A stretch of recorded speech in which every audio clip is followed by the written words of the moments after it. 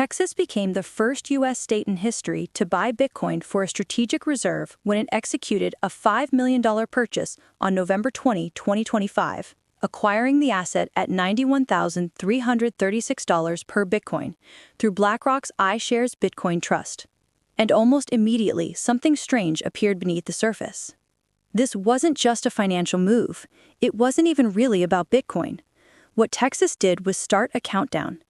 When I mapped the political calendar against the purchase date, the timing lined up too cleanly to ignore. The primary elections are 11 months away, the general election is 12 months away, and the next legislative session is 13 months away. By the time lawmakers return to Austin in January 2027, the political verdict on this Bitcoin bet will already be written. What looks like a financial experiment is actually a political timer, and when it reaches zero, we'll see whether Texas just made the smartest fiscal move in state history or the most costly political miscalculation in years. To understand the significance of the timing, we need to look at the foundation leading to the purchase. Back in June 2025, Governor Greg Abbott signed Senate Bill 21, a bill authored by State Senator Charles Schwertner. This legislation created the Texas Strategic Bitcoin Reserve and allocated $10 million for purchases. The law even restricted eligible digital assets to those with an average market cap above $500 billion, a threshold only Bitcoin consistently meets. On paper, the strategy was straightforward. Treat Bitcoin like a modern reserve asset that strengthens the state's balance sheet. Acting Comptroller Kelly Hancock echoed this vision, claiming Texas wanted a secure reserve that positions the state to compete in the digital economy. But here's where things became unusual.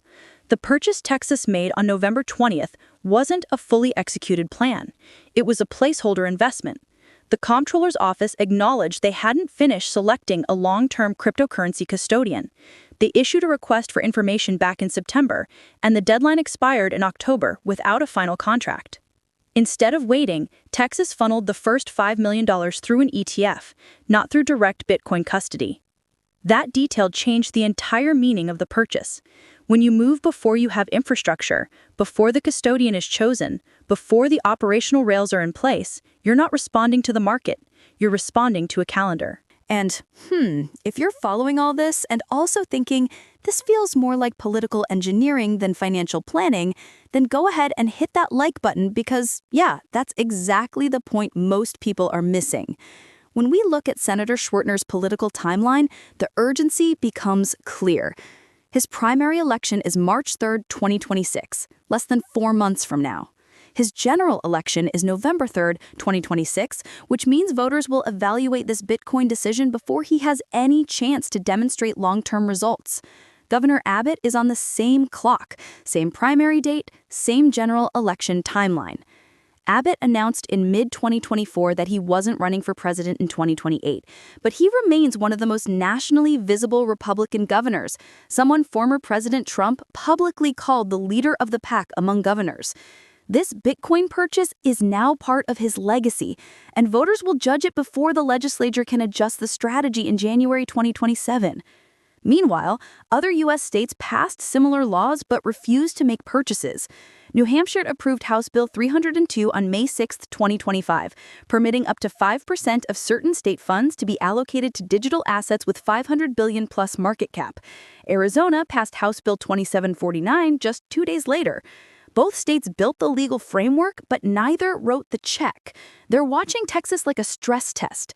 They want to see whether Abbott survives his primary, whether Schwertner's reelection is strengthened or weakened, and whether the Texas legislature expands the program or kills it in 2027. Beyond state politics, the national environment complicates things further.